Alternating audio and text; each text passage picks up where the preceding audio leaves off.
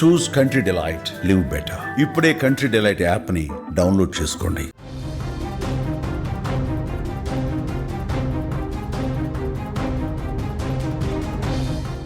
పట్టపగలు నడి రోడ్డుపై ఓ వ్యక్తి మరో వ్యక్తి పైన కత్తితో దారుణంగా పొడిచి చంపాడు.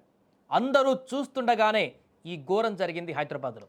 ఇద్దరు స్నేహితుల మధ్య నెలకొన్నటువంటి వాగ్వాదమే హత్యకు దారితీసినట్టుగా తెలుస్తుంది. రంగారెడ్డి నగర్ నివాసి రోషన్ సింగ్ రౌడీ షీటర్, జగద్గిరిగుట్ట పరిధి సోమయ్య నగర్కు చెందినటువంటి బాలశౌరెడ్డి కూడా పాత నేరస్తుడే. రోషన్ సింగ్ 6 మిత్రులతో కలిసి 15 రోజుల క్రితం ఓ ట్రాన్స్జెండర్తో ఏకాంతంగా గడిపినట్టుగా తెలుస్తుంది. అయితే డబ్బు చెల్లింపు విషయంలో అక్కడే గొడవ జరగగా బాలానగర్ పిఎస్లో ఆ ట్రాన్స్జెండర్ ఫిర్యాదు చేసినట్టుగా తెలుస్తుంది. అయితే ఈ ఫిర్యాదుతో రోషన్ అతని మిత్రులపైన కేసు నమోదైంది. తనపైన కేసు పెట్టాలని ట్రాన్స్జెండర్ను బాలశౌరెడ్డి పురమాయించి ఉంటాడని కూడా రోషన్ అనుమానం పెంచుకున్నాడు. అయితే అనుమానం కాస్త కసిగా పెరిగిపోయింది. దీంతో ఎలాగైనా బాలశౌరెడ్డిని చంపుతానని స్నేహితులతో అనేవాడు రోషన్ సింగ్. అయితే అది కాస్త బాలశౌరెడ్డి చెవిన పడింది. రోషన్ నన్ను చంపడం ఏంటి, నేనే వాణ్ణి చంపేస్తానంటూ బాలశౌరెడ్డి ప్లాన్ వేసుకున్నాడు.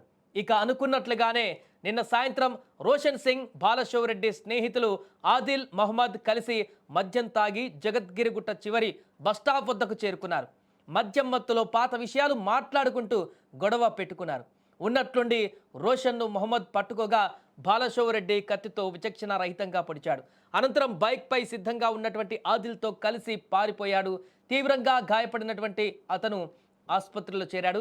పరిస్థితి విషమించడంతో అతన్ని గాంధీ ఆసుపత్రికి తరలించగా చికిత్స పొందుతూ ఈరోజు ఉదయం మరణించాడు. ఘటనా స్థలిలో ఉన్నటువంటి మరో మిత్రుడు మనును పోలీసుల అదుపులోకి తీసుకొని విచారిస్తున్నారు. ఏదేమైనా కూడా నిన్న జగద్గిరిగుట్ట పరిధిలో జరిగినటువంటి దారుణమైనటువంటి హత్యాకాండ హైదరాబాద్లో ఉన్నటువంటి స్థానికులను ఒక్కసారిగా భయభ్రాంతులకు గురిచేసింది. ముఖ్యంగా జగద్గిరిగుట్ట పరిసర ప్రాంతాల ప్రజలనైతే తీవ్ర భయాందోళనకు గురిచేసింది. అందరూ చూస్తుండగానే పబ్లిక్ ప్లేస్లో సినిమా ఫకీలో కనుక జరిగినట్టుగా అలాంటి ఇన్సిడెంట్ జరిగింది. అందరూ చూస్తుండగా ఒకరు పట్టుకొని ఇంకొకరు కత్తితో పొడిచి దారుణంగా ఆ విజువల్స్ మీకు చూపించలేకపోతున్నాం గైడ్లైన్స్ కారణంగా. కానీ అత్యంత దారుణమైనటువంటి ఒక జంతువుని కనుక ఎంత ఈజీగా పొట్టన పెట్టుకుంటారో అంత ఈజీగా వ్యక్తి ఒక మనిషిని చంపుతున్నటువంటి దృశ్యాలు చాలామందిని తీవ్ర ఆందోళనకు గురిచేశాయి, భయాందోళనకు గురిచేశాయి, చాలా కలిచివేశాయి ఆ తర్వాత జరిగినటువంటి పరిణామాలు. ఏదేమైనా కూడా ఆ యువకుడు అతను కూడా రౌడీ షీటర్కు సంబంధించినటువంటి మూలాలు ఉన్నటువంటి వ్యక్తి, చనిపోయినటువంటి వ్యక్తి కూడా. ఏదేమైనా కూడా ప్రస్తుతం ఈ ఘటన సంచలనంగా మారింది. దీనిపైన చాలామంది కామెంట్ చేస్తున్నారు. ఇంత దారుణంగా నడి రోడ్డు పైనే హత్యలు, చంపుకునేటువంటి పరిస్థితి ఏర్పడుతున్న సందర్భంలో పోలీసులు మరింత కఠినంగా వ్యవహరించాల్సిన అవసరం ఉంది, మరింత సీరియస్గా యాక్షన్స్ తీసుకోవాల్సిన అవసరం ఉంది. ఇలాంటి మూకలు రోడ్డు మీదకి వచ్చి ఇలాంటి పనులు చేయకుండా అడ్డుకోవాల్సిన అవసరం ఉందంటూ కూడా కామెంట్ చేస్తున్నారు. ఏదేమైనా కూడా నిన్న జరిగినటువంటి ఈ హత్యకు సంబంధించినటువంటి వివరాలు అయితే దర్యాప్తులో భాగంగా ఒక్కొక్కటిగా బయటకు వస్తున్నాయి. అదేవిధంగా ఇప్పుడు హత్యలో చనిపోయినటువంటి వ్యక్తి తండ్రి కూడా తీవ్ర ఆవేదన వ్యక్తం చేస్తున్నాడు. నాకు ఒక్కడే కొడుకు, నాకు ఇంకెవరు లేరు, ఇప్పుడు తను కూడా లేకుండా అయిపోతే ఎలా, వాళ్ళిద్దరు కూడా స్నేహితులే అంతకుముందు అంటూ కూడా చెప్తున్నారు. చంపిన వ్యక్తి అదేవిధంగా చనిపోయినటువంటి వ్యక్తి ఇద్దరు కూడా స్నేహితులే. అలాంటిది ఈరోజు ఈ రకంగా హత్యకు పాల్పడ్డము, ఇలా పొడుచుకోవడం ఏంటో అర్థం కావట్లేదంటూ కూడా ఆయన మాట్లాడినటువంటి సందర్భం కూడా ఉంది. నిన్న విషయాలను కూడా వెల్లడించడం జరిగింది. పూర్తిగా ఇప్పుడు నా పరిస్థితి ఏంటో కూడా అర్థం కావట్లేదంటూ కూడా చెప్తున్నాడు ఆ తండ్రి. ఏదేమైనా కూడా నిన్న జరిగినటువంటి హత్యకు సంబంధించిన దర్యాప్తు అయితే పోలీసులు సీరియస్గా కొనసాగిస్తున్నారు. దీని ఎట్టి పరిస్థితుల్లో కూడా అంత ఈజీగా తీసుకునేటువంటి పరిస్థితి లేదు.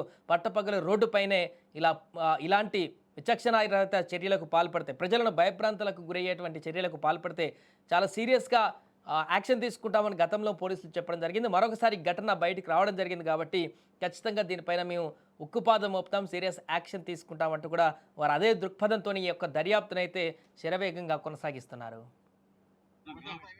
मैं रोड पर आया तो ऑटो वाला बोला लो आपका बच्चे को वहाँ चाकू मार दिए, गुट्टा में चाकू मार दिए। मैं ऑटो पकड़ कर आते हैं, कोई भी नहीं है। तो पुलिस की गाड़ी आई तो मैं यहाँ पर आपका यहाँ आ गया साहब। मेरे को एक ही बच्चा है, कोई भी नहीं है मेरे पास। अब एक ही बच्चा, मैं कहाँ जाऊँ क्या करूँ, कुछ नहीं है मेरे को। पहले मेरी तबीयत खराब था, दम फूलता मेरे को सांस का। आपका नाम क्या है? रोशन सिंह रोशन सिंह। जी। क्या काम करते हो? ऑटो चलाता था मैं। ऑटो। जी आपका बेटा है? जी हमारा बेटा क्या हुआ? उनका दोस्त है वो लोग? क्या हुआ? वो पूरा दोस्ते थे ये लोग सब, एक दोस्ते में रहते हैं ये लोग। तो क्या अपने में कर लिया लफड़ा के नहीं मालूम साहब मेरे को। आपके घर तो आता था उन्होंने हाँ, आता था घर को, इधर ही घर है उसका साइड। वाले क्या है कि साहब अब बच्चों के बारे में हम क्या बोल सकते हैं।